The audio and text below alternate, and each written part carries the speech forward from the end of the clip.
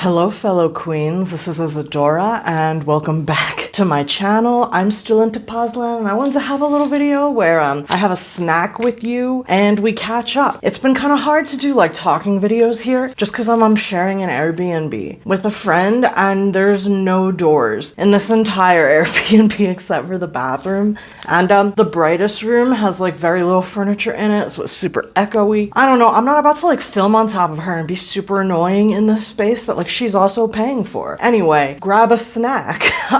Just want to catch up with you for a minute. It's a Sunday night. I've had like a super lazy day. I just finished some chores. I got all the trash ready to take out for the night. Tomorrow I did dishes, changed the bathroom trash, put new bags in. And yeah, I'm feeling ready for my snack. So this is from a like little hippie cafe here in Tepoztlan. The brand is called apapachate, which comes from apapachar, which is a Mexican Spanish word that comes from Nahuatl, I believe, and it means like to hug and like to like give somebody like a super loving hug, like with your spirit. This is un barra de chocolate con dátil. So it says endulzado solo con dátil. So this is just basically like pure like 70% cacao, like from the ground, only sweetened with date. I really like this, but it does low-key taste like the ground. I also really like that it's got a little butterfly on it, and the name comes from the Mexican Spanish verb apapachar. Just gonna break off a little piece of this chocolate. What? They're selling chocolates. Yeah, I'm just having a little water, and I'm relishing in my alone time for the evening. I love Tepoztlan. So if you don't know, Tepoztlan is like a little touristy hippie mountain town in the Mexican state of Morelos. I think the biggest city and the capital of Morelos is Cuernavaca. Me and my friend just went to Cuernavaca because she wanted to get her nails done, and while she went and did like her spa stuff, I went to two museums in Cuernavaca and the Centro, which are pretty cool. One was the Museo de Arte Sacro, and the other was it's like the Thomas Brady Museum or the Jim Brady Museum. I don't really remember his name, but he was like a wacky gringo who lived in Cuernavaca from like the 60s to the 80s. He was an artist with like a ton of like cool like friends from all over the world in art. There were a ton of photographs of like Josephine Baker in his house and shit like that. And he basically, when he died, he lived in this like beautifully constructed, super wacky, colorful, like fascinating mansion in the heart of Centro in Cuernavaca. And he had like this vast collection of art in this crazy house, and when he died it was turned into like a museum, and they're really close to each other in the Centro. So I did both of those things and they were super dope. One thing, so I would say, so I didn't do any research on like Cuernavaca or Morelos really before I went, outside of stuff to do in general for me, as far as like being like as safe as you can in Mexico as a foreigner. I would say I'm recommending like borders, both in the south and in the north. In the north, that would be with the United States. In the south, I believe that would be like the state, Mexican state of Chiapas. And below it is the country Guatemala. In general, borders are just like hotly contested and can be more dangerous. Whether it's due to like governments wanting like control of those areas or criminal organizations wanting control of those areas. So I did like Cuernavaca, but I would say if you don't speak Spanish and you're not super interested in like niche historical things, there's not like a lot of reason for you to go there. Morelos in general is one of the most dangerous states in Mexico. Again, I could tell that they don't get a lot of foreigners in Cuernavaca, because like people were definitely looking at me like, what the fuck are you even doing here? But also something I really got the sense of, like even just walking around the Centro, like seeing people in the streets, there's like, unless you've already experienced this, you won't know what the fuck I'm talking about. But it's like you walk into a place and you can feel that people are like scared. Not of you, like you can tell like in certain like places, like, you know, you'll go to a park and like kids are playing, like, especially something I really like in Latin America is that there's so many like public spaces where people do all kinds of stuff, and like you'll see people carefree, like doing whatever. In Cuernavaca, like you really, like, at least for me walking around the streets, like I got the sense that it's like people are not like thriving there, and it's like definitely not the safest. Like there's a way people really carry themselves and like act in like the overall energy of a place when people are kind of like living under violence and like instability, and they're not sure, like, you know, whether they're gonna make it it's a couple days or not. So nothing fucked up at all happened to me in the Centro. Again, like in most places of Mexico, like if you're in and out, literally it's been dead quiet all day. And then like the second I try and do like a talking video, there's like people setting off fireworks outside. Today is not a Catholic holiday, by the way. The last time I tried to film was Candelaria, which I didn't know that, but that's like a big church holiday. I've heard no fireworks in over a week. The second I sit down, the second I have the fucking house.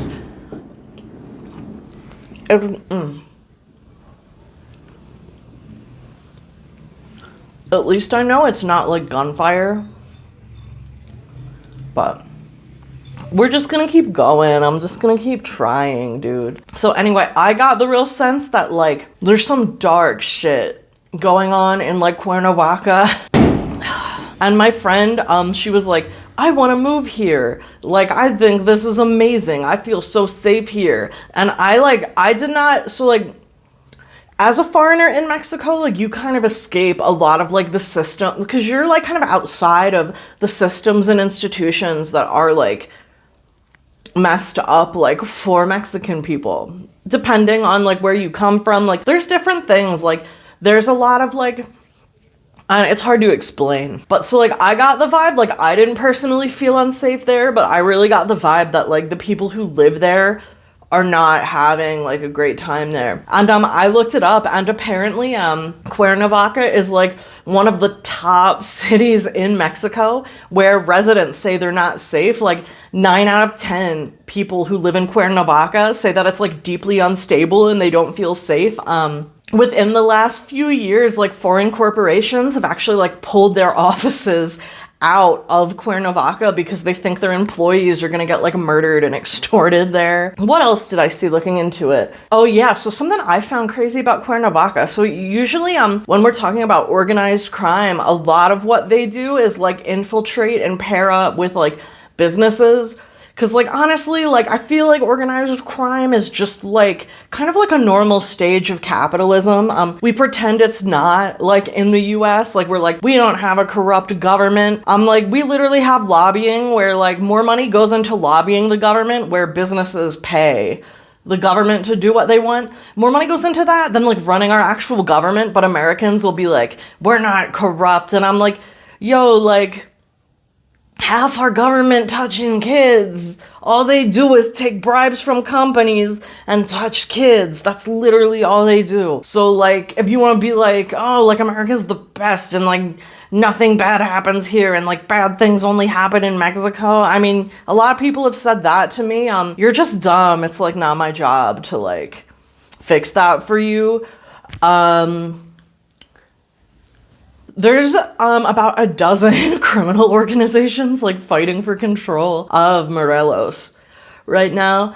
And apparently like, and this is all stuff that's being reported from the news. So like, I'm just some dumbass like hopping around from place to place. Like I'm not like telling you anything that you literally can't find on Google or with like your own research. That's something I like really want to like express. I'm not super intelligent. I'm not super special. I don't have any information that like like there's I think one of the newspapers I saw, it's called El Sol de Mexico, and it's one of like the biggest news organizations in Mexico. Like, I don't know anything that y'all couldn't know, okay? I'm not that special. But something I thought was crazy is that like there's even like rackets like harassing the tortillerias, and I'm like, so yeah, my friend was like, I had the best time ever. I love it here. This is a great city. I could live here. And like from like looking around and like making eye contact with people and stuff, I was like, I don't think it's like good around here. Like, I think some things are going on.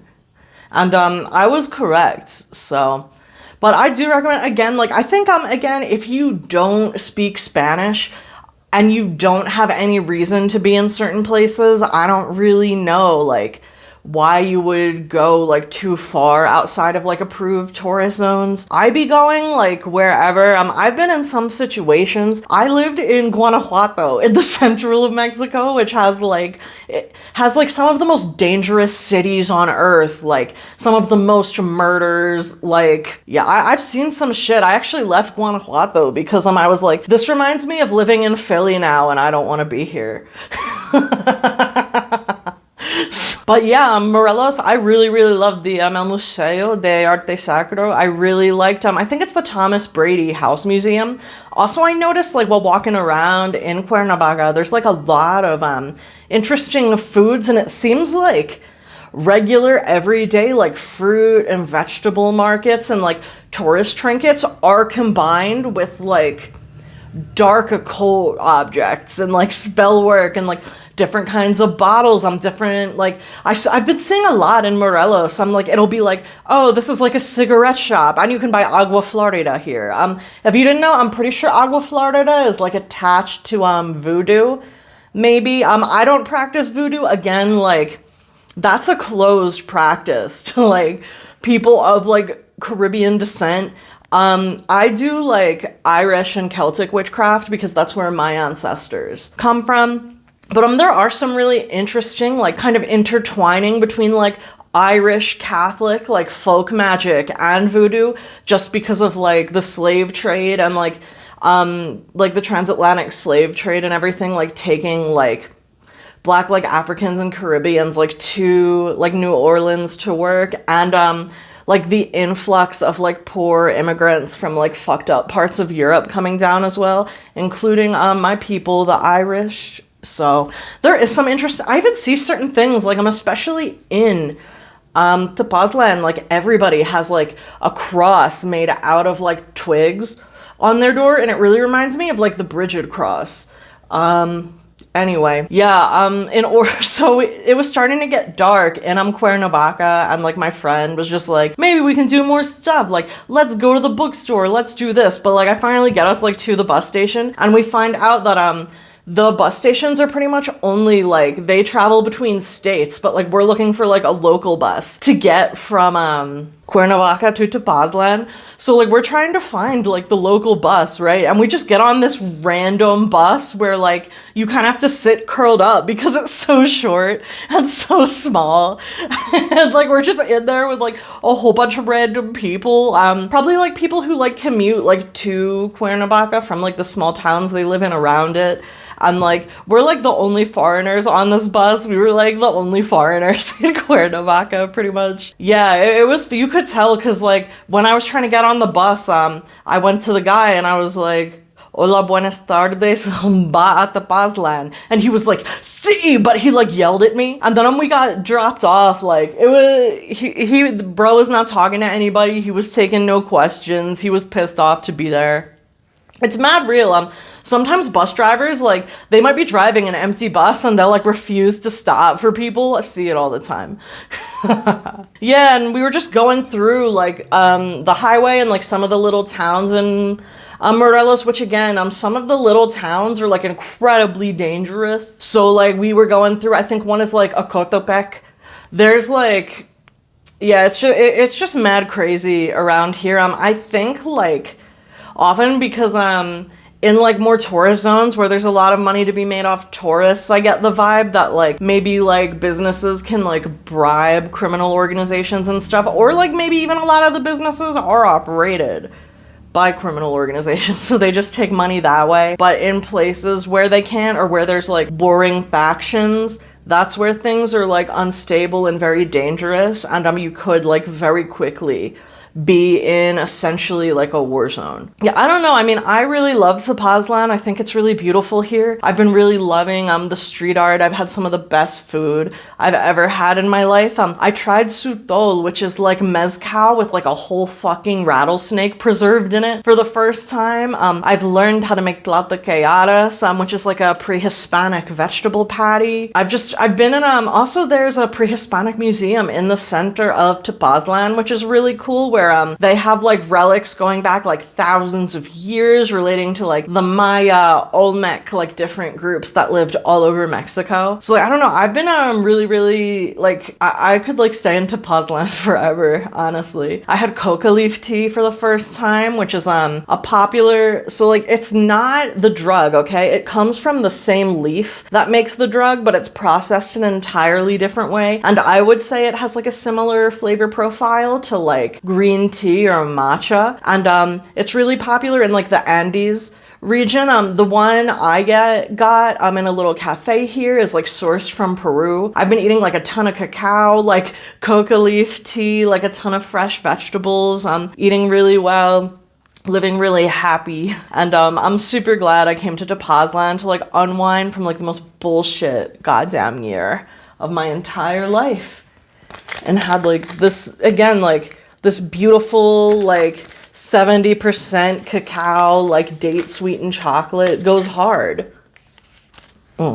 That's something I find kind of interesting living in Mexico. Like, if you actually give a shit about anything, is like there's a lot of really fucked up, crazy, dark shit happening all the time, and like you need to like keep your eyes open and like be aware of like what's going on around you. Like, I know so many people where it's like, maybe because I grew up in Philly and like I went to school in North Philly. I've been like all over the world by myself, pretty much, like only relying on myself. So like I just feel like I can like really understand like the vibe of a situation and like know if I should be there or not, and I trust that like instinct I've developed. Sorry, the sun's going down. The only light I have is up here, so the lighting in here gonna be crazy. Yeah, I feel like I've like really expanded because I've only been to Tepoztlan before, and I was only here for like a day, and I've never been to Cuernavaca before, and I really like exploring like new states and new regions of Mexico and learning more about it. But like you really do need to keep your fucking eyes open if you want to like go off the tourist zones. Like, I think a lot of Americans, they like go to a resort where everybody's essentially making slave wages to suck their dick, and then they're like, oh, like, all Mexicans are so nice, like everything in Mexico's perfect. It's like a paradise reality for me. Or you run into people who are like, all of Mexico is like a cartel zone. Everybody from Mexico is like horrible. Like, if you show up anywhere in Mexico, you will instantly be murdered. So I feel like people don't really take like a nuanced and realistic look at like how things work here. They're just like very extremely negative, or like very extremely and like naively positive. I feel like a big difference between like cultures that come from like native peoples and cultures that come from like colonizer type vibes is that like there's a much more like circular and like nuanced view of like reality and like everything that like comes with it. Like in Mexico, like people like on like Dia de los Muertos, people go and like party in the graves of like their dead like ancestors and stuff. Like life and death very much like coexist and come together, and there's like kind of like an acceptance of them and like an everyday inescapable part of them as like the cycles of life, I think. And in like colonizer like cultures, unless like we're directly causing death, you don't, for like profit, you don't talk about it. And like if we are directly causing death for profit, it's like we're like, again, like we're like civilizing people, or like we're like defending ourselves or whatever. Like we can't even admit when like we're directly like I feel like that's like very like European culture type shit. Like nobody admits what they're doing ever. Like whatever the reality is, to like directly like echo what you're seeing with your eyes is like rude somehow. I fucking love chocolate, bro. It's just, it's a lot. Like, again, like, I don't really fault you. Like, if you're working 9 jobs and you get like 3 days off a year and you use it to go to resort in Mexico without like contemplating like the entire history of like the people in the economic system here, like, fair. I definitely think like if you want to spend like a shit ton of time down here, like there's many things that like you should actually like think about probably, or like try and understand about your surroundings. It's crazy out here. Like you can be in like the most beautiful place you've ever seen with your eyes, and then like when you try and get on the bus to go home, the bus driver gets beheaded in front of you. That happened to a friend of mine, actually.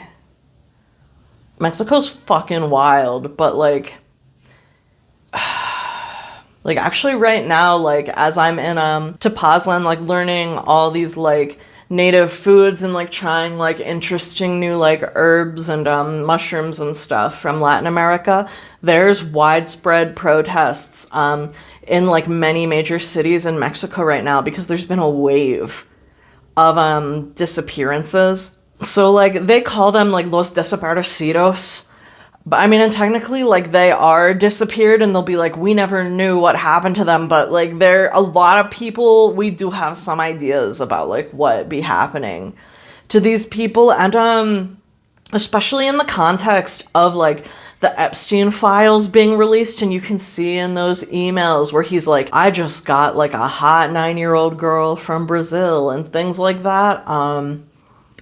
Honestly, like, if you're from US, Europe, Canada, and, like, you think that, like, you're infinitely better than everyone in Latin America, and you have a better society, and, like, it's just infinitely, like, safer and better and whatever, a lot of the things that you think are bad down here are because of what the Western countries are doing to these places. I used to date a guy who lived in San Luis Potosi, which is a city in like the middle of the fucking desert in Mexico, which is really, really famous for los desaparecidos. People in his family actually had disappeared and like never been seen again. It's fucked up.